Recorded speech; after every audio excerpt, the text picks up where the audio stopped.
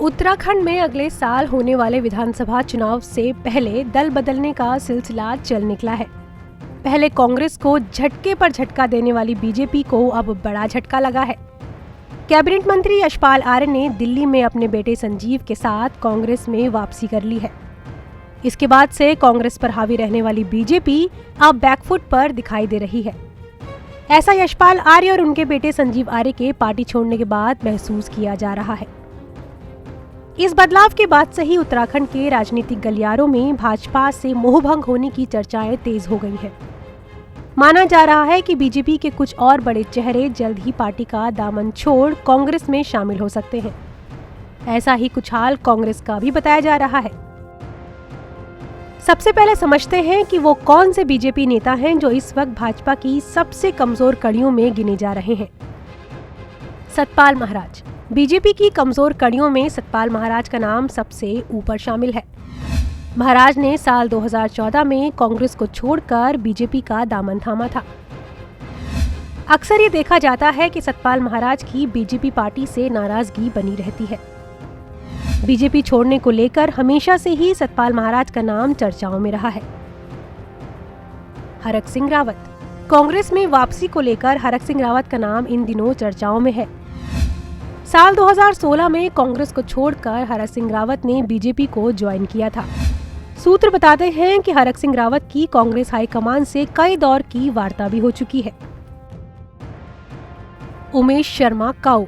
BJP छोड़ने की चर्चाओं में उमेश शर्मा काऊ का नाम भी शामिल है। उमेश शर्मा देहरादून के राजपुर से भाजपा विधायक हैं। बीते कुछ दिनों से उमेश शर्मा की पार्टी से नाराजगी किसी से भी छिपी नहीं है। इसके साथ ही काऊ के कांग्रेस के संपर्क में होने की चर्चाओं ने भी जोर पकड़ा है। कुंवर प्रणव सिंह चैंपियन के बीजेपी में विवादों के कई किस्से रहे हैं। हमेशा से ही बीजेपी की अनुशासन समिति की नजरों में भी चैंपियन बने रहे हैं। चैंपियन भी कांग्रेस के उन बागियों में शामिल हैं जो 2017 के चुनाव से पहले बीजेपी में शामिल हुए थे। घर वापसी की संभावनाओं के बीच चैंपियन का नाम भी इस लिस्ट में शामिल है। केदार सिंह रावत भी बीजेपी की कमजोर कड़ियों में शामिल है। उनकी नाराजगी भी किसी से छिपी नहीं है। इनका नाम भी पार्टी छोड़ने वाले संभावितों की लिस्ट में शामिल है। ओम गोपाल रावत। संभावित सूची में निर्दलीय ओम गोपाल रावत भी शामिल है।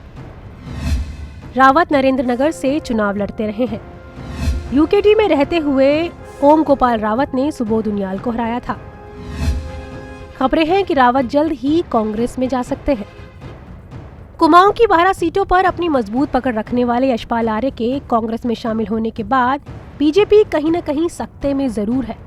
लेकिन पार्टी का कहना है कि उत्तराखंड बीजेपी में कोई कमजोर कड़ी नहीं है। उनकी पार्टी में सब मजबूत कड़ियां हैं। भाजपा में कमजोर कड़ियां है ही नहीं। भाजपा में सारी मजबूत कड़ियां हैं। जो कमजोर थे वो दिखाई दे गए। और भारतीय जनता पार्टी ने जिस प्रकार से नारा दिया है अब की बार 60 पार, तो आपने देखा होगा कि चुनाव से पहले ही हम 60 हो गए थे। राम सिंह कैड़ा जी जो निर्दलीय विधायक भारतीय जनता पार्टी में शामिल हुए थे, उनके भारतीय जनता पार्टी में प्रवेश के साथ ही हमने 60 विधायकों की संख्या प्राप्त कर ली थी। लेकिन अगर कोई व्यक्तिगत स्वार्थ के कारण से कोई किसी ने कोई निर्णय लिया है तो क्षेत्र की जनता उन्हें उसका जवाब देगी। जिस प्रकार से क्षेत्र की जनता के साथ उन्होंने छल किया है तो क्षेत्र की जनता उन्हें करारा जवाब देगी और आने वाले समय में आपको इसका पता चलेगा। ऐसा नहीं है कि ये कमजोर कड़ियां केवल बीजेपी में ही है। कांग्रेस की कड़ियां टूटने की शुरुआत तो पुरोला से कांग्रेसी विधायक राजकुमार के बीजेपी में शामिल होने के साथ ही हो गई थी।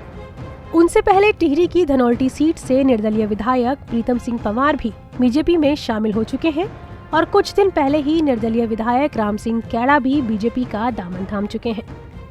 आइए जानते हैं कि अब कांग्रेस में वो संभावित कौन लोग हैं जो पार्टी के लिए कमजोर कड़ियां साबित हो सकते हैं। विक्रम नेगी। साल 2007 में टिहरी प्रतापनगर से कांग्रेस विधायक रहे हैं। 2017 में उन्हें हार का मुंह देखना पड़ा। टिहरी की प्रतापनगर विधानसभा सीट पर विक्रम नेगी मजबूत प्रत्याशी माने जाते हैं। फिलहाल वो दल बदल की खबरों का खंडन कर रहे हैं। विजयपाल सजवाण। गंगोत्री विधानसभा से कांग्रेस के पूर्व विधायक हैं विजयपाल सजवाण।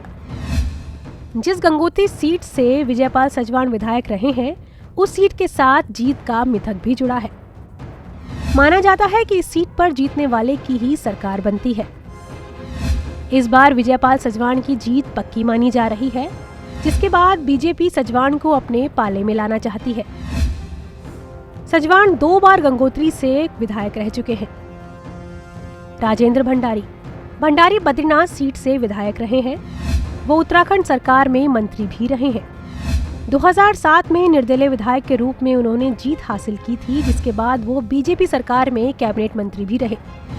2012 चुनाव से पहले उन्होंने कांग्रेस ज्वाइन की और हरीश रावत सरकार में भी वो कैबिनेट मंत्री पद पर रहे। सुमित हृदयेश कांग्रेस की दिग्गज नेता स्वर्गीय इंदिरा हृदयेश के बेटे हैं। सुमित इंदिरा की विरासत को आगे बढ़ाना चाहते हैं, जिसको देखते हुए सुमित को बीजेपी अपने पाले में जोड़ना चाहती है। ये भी माना जा रहा है कि सुमित को इंदिरा के नाम का बड़ा फायदा मिल सकता है। ताजा घटे घटनाक्रम के बाद कांग्रेसी गदगद तो हैं, लेकिन चुनाव से पहले तेजी से बदलते घटनाक्रम के बीच अपने कुनबे को बचाने के लिए पार्टी भी हाथ पैर मार रही है। प्रीतम सिंह पंवार और राजकुमार को खोने के बाद कांग्रेस भी सभी कमजोर कड़ियों पर नजर रख रही है। भाजपा तो पूरी कमजोरी कड़ी है, वो तो जुमलों पर आधारित थी, जुमलों पर आज तक जिंदी थी। निश्चित तौर पर एक राजनेता जो जनता के बीच रहता है, उसमें विकास की छटपटाहट होती है। 4.5 साल जिस तरह से इन नेताओं ने अपने आप को वहाँ महसूस किया कि वहाँ विकास नहीं बल्कि हिटलरशाही है, दबाव है। दबाव की राजनीति में जो कांग्रेस में रह चुका हो व्यक्ति, वो दबाव की राजनीति नहीं झेल सकता।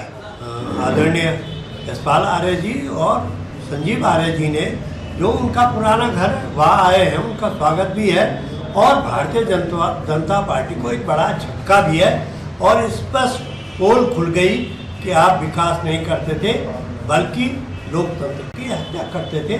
तो लोकतंत्र को जिंदा करने के लिए आज यशपाल आर्य जी पुनः कांग्रेस में आए, उनका स्वागत। विधानसभा चुनाव 2022 फतह के लिए उत्तराखंड में जोड़ तोड़ की जबरदस्त राजनीति जारी है। नेताओं की पार्टी बदलने की होड़ के बीच ये लड़ाई हरीश रावत बनाम अनिल बलूनी की भी है। अनिल बलूनी ने कांग्रेस को एक के बाद एक 3 झटके दिए, तो तिल मिलाए हरीश रावत ने आज एक साथ बीजेपी को 2 झटके दे डाले। यशपाल आर्य के जाने के बाद बीजेपी हालांकि अभी बैकफुट पर दिखाई दे रही है, लेकिन कांग्रेस की कमजोर कड़ियों पर वार करने के लिए बीजेपी भी पूरी तैयारी में है। देहरादून से ईटीवी भारत के लिए नवीन उनियाल की रिपोर्ट।